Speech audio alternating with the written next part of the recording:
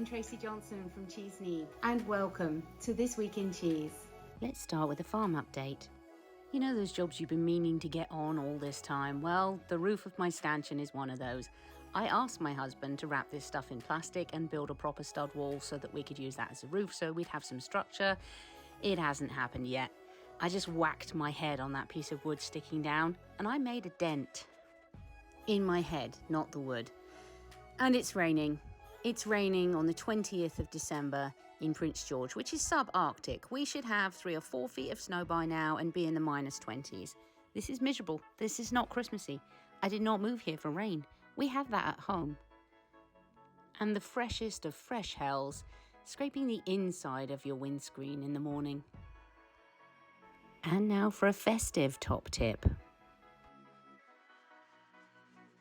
So we're nearly there, it's nearly Christmas time, and you've opened up some of your specialty cheeses that you bought specifically just for the big day, and oh no, there's a little bit of mold.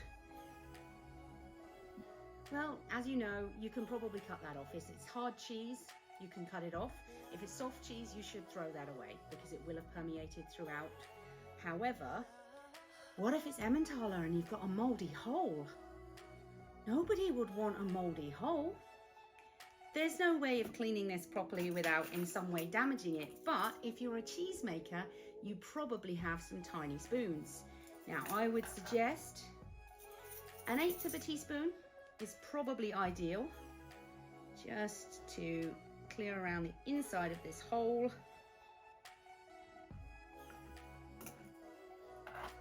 Scoop out the mold. Now I've saved the cheese.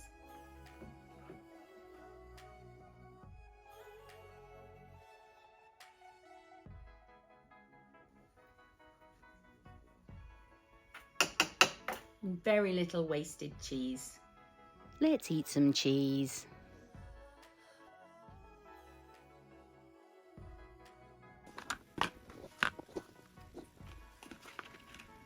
So today's cheese that we're going to taste test is Roquefort. This is an AOP French sheep's cheese. And as part of their AOP conditions, obviously AOP means it's kind of trademarked. You have to make it in a certain place, with a certain milk and a certain process. So this is not vegetarian. They use traditional rennet for this cheese, and it has to spend at least 2 weeks in a particular cave in France to be called Roquefort. Otherwise it's alternative blue cheese.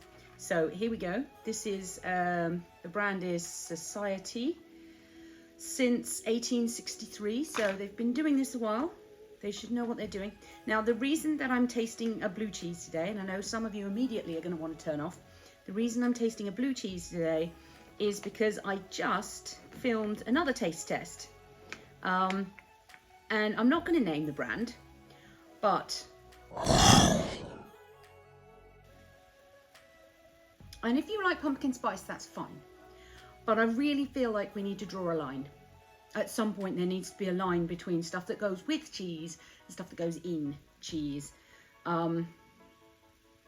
It was not a successful taste test video. Let's just say I try and remain as positive as possible on social media. So I won't be sharing that video with anybody because I pulled faces.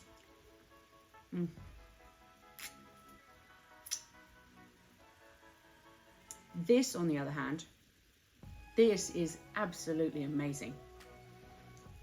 If you don't like blue cheese, probably don't start with Roquefort. I started with really mild St. Elizabeth or a Danish blue from your average supermarket. It's perfectly fine. It'll be a bit softer, it'll be a little bit fudgier. You want a lower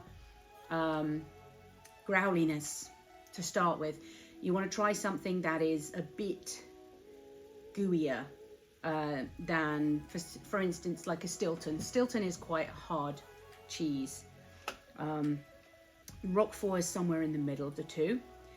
So if you've never eaten blue cheese before, if you're a bit skeeved out and you're like, don't wanna, that's fine. You don't have to like blue cheese.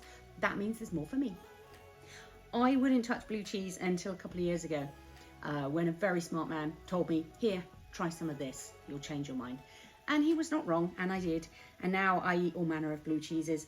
Still not a massive fan of the really dry, hard, low moisture, high growl kind of super strong blue cheese. Is not really not there yet, maybe one day. But this is very mild. This is a sheep's milk cheese, Roquefort. So you can see there's holes in the paste. When you put together a blue or a white mold cheese, especially like a Stilton or Roquefort, you leave the curds really loosely packed. You don't pound them in, and you don't close the rind. You don't seal the paste, so that the blue can get in, the air can get in, and grow these little pockets of blue. You've got little sort of caverns where there's blue growing. Wow, creamy, grassy to start with. Then there's kind of almost a metallic, but not quite, not unpleasant, kind of spicy, peppery, very mild, very mild. So some pieces of this cheese are going to have less holes. You'll see the blue is concentrated in kind of a semicircle in the middle of the slice. They do grade this so that there has to be a certain amount of blue in each square centimetre, or again it fails and it won't be then sent out as Roquefort. It's quite high in salt. You should bear in mind that blue mould likes salt quite a lot. So for a blue moulded cheese, generally they are higher in salt. So I'm going to have to watch that I don't eat this whole thing. It's 3.5 ounces. Okay, there's no rind to speak of. Actually, I can see right through this piece. There's a hole that goes all the way through. There's no rind. You can see where the individual curds have kind of gathered together. But, you know, they're friends, they're not family. There's also a weird, like, thing. There's a thing. There's a hydration stick of some kind in there, in the packaging.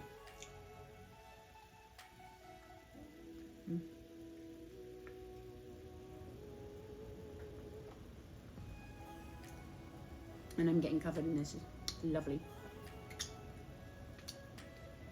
What would I serve this with? What wouldn't I serve this with?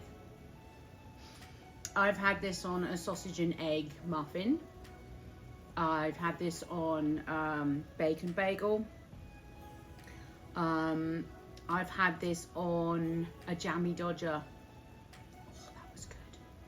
I've had this on, jammy dodger is a cookie in the UK with a sandwich of cream through the middle and a pool in the top where there's a little bit of jam and some sugar. That's a jammy dodger. I have had this on numerous steaks. In beef Wellington, I know, don't lynch me. On toast, hot buttered toast with Roquefort, fabulous. Baguette, obviously. What else?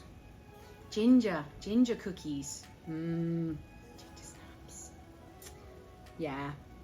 So this has quite effectively wiped away all memory of pumpkin spice cheese, which is just another thing I like about it. No one else in my house really likes blue cheese. And I mean, once you've opened it, it might go off. Good question. How do you know if your blue cheese has gone off? Well, for starters, the blue will start to go brown. It does that on some blue cheeses anyway. But if you've bought a piece of Roquefort and you've opened it, then the blue starts to go browny, pinky coloured. That's it over. It's done. So I suggest that you only buy or open what you plan on eating in that sort of time period. This is a cracking cheese.